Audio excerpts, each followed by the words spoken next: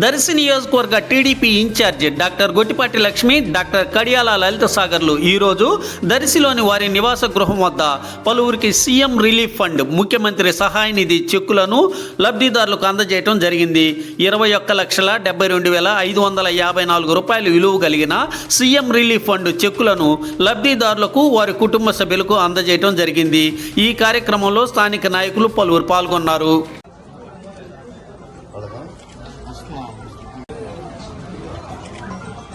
Marshetti Hanumantharao, Sivarampuram.